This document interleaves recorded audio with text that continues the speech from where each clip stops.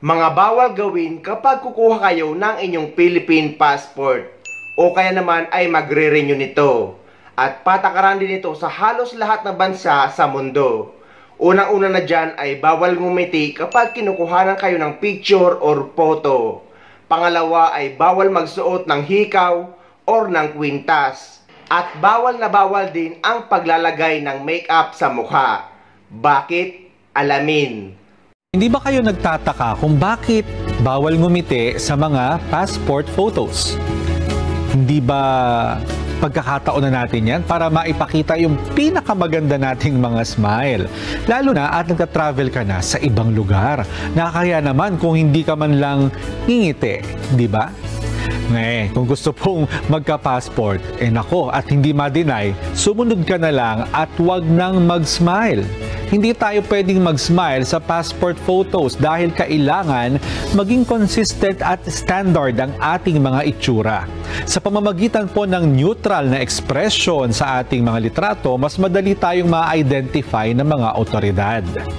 Isa pa, lalo na ngayon na high-tech na, mayroon ng facial recognition na features. Kailangan makitang maayos ang ating mga mukha para mabawasan ang mga errors. At kapag tayo po kasi yung humingiti, nadidistort ang ating mga facial features gaya ng mata at bibig.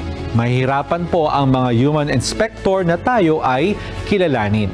Sa madaling salita, ito po ay para sa security concern at para sa kaligtasan na rin ng lahat ng mga pasahero sa eroplano. Paalala sa mga OFW na i-check nyo ang validity ng inyong passport. Dahil kapag below 6 months na lang ang validity ng passport nyo, ay kailangan nyo nang mag-renew. Dahil hindi nyo na yun magagamit sa pagbiyahe pauwi man sa Pilipinas or pabalik sa ibang bansa.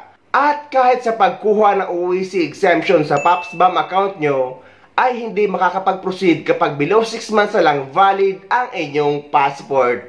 Kung nandito naman kayo sa Dubai at magre-renew kayo ng inyong passport, ang kailangan nyo lang dalhin ay appointment sa Philippine Consulate, Dubai. At ang original passport nyo at ang personal appearance at ang pambayad. Pero kung wala naman kayo makuha ang appointment online, ay pwede kayo mag-walk-in sa Wafi Mall Dubai na matatagpuan nyo sa 3rd floor ang Passport Renewal Center. Pero kung sa Pilipinas naman kayo magre-renew ng inyong Philippine passport, ay bisitahin nyo ang website ng DFA na ilalagay ko sa description ng video na ito. O kaya naman ay sumadya kayo sa pinakamalapit na DFA office sa lugar nyo. So ayun guys, sana may nakuha kayo idea at sana nakatulong ang video na ito sa inyo. At sa mga hindi pa dyan nakasubscribe sa channel ko, please don't forget to subscribe my YouTube channel and please click the notification bell para lagi ka updated sa mga upcoming videos na gagawin ko tungkol sa mga updates sa ating mga OFW. Mula dito sa Dubai, maraming salamat. See you next time.